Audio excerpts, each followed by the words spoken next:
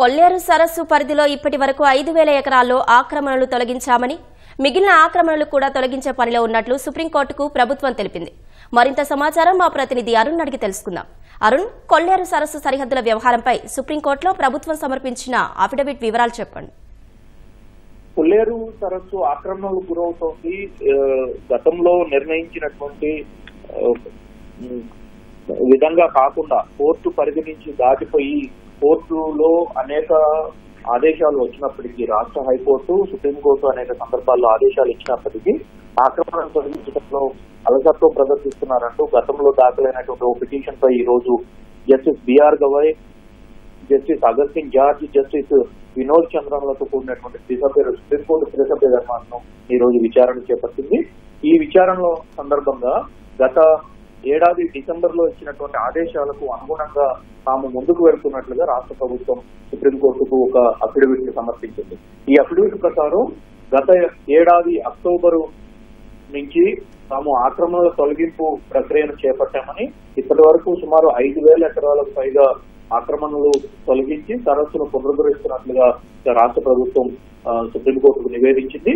దాంతో పాటు మిగిలినటువంటి ఆక్రమణలు ఏవైతే ఉన్నాయో వాటన్నింటినీ కూడా పూర్తి స్థాయిలో తొలగించడంతో పాటు కొల్లేరు సరస్సుకు సంబంధించి కాంటూర్ ప్రకారం తాము సరిహద్దులన్నింటినీ నిర్ణయించడానికి సిద్ధమయ్యామని, ఎందుకు మరో 3 నెలల పాటు సమయం పడుతుంది అని చెప్పి సుప్రీంకోర్టుకు రాష్ట్ర ప్రభుత్వం తెలిపింది. అఫిడవిట్ లో ఇచ్చినటువంటి వివరాల ప్రకారం తాము ఇప్పటికీ ఆ ప్రాసెస్ ను కొనసాగిస్తున్నామని, దాని ప్రకారం తాము సుప్రీంకోర్టు ఇచ్చినటువంటి మార్గదర్శకాలు, గైడెన్స్ అనుగుణంగానే తాము సరిహద్దులు నిర్ణయించేటువంటి ప్రక్రియను వేగవంతంగా పూర్తి చేయడంతో పాటుగా ఆక్రమణలు కూడా పూర్తి స్థాయిలో తొలగించి ఇకపై మరోసారి ఆక్రమణ చేసుకోవడానికి ఆస్కారం లేకుండానే సరిహద్దుల గుర్తింపు, అందుకు ప్రత్యేకమైనటువంటి చర్యలు, రక్షణపరమైనటువంటి చర్యలు చేపట్టబోతున్నట్లుగా రాష్ట్ర ప్రభుత్వం వివరించింది.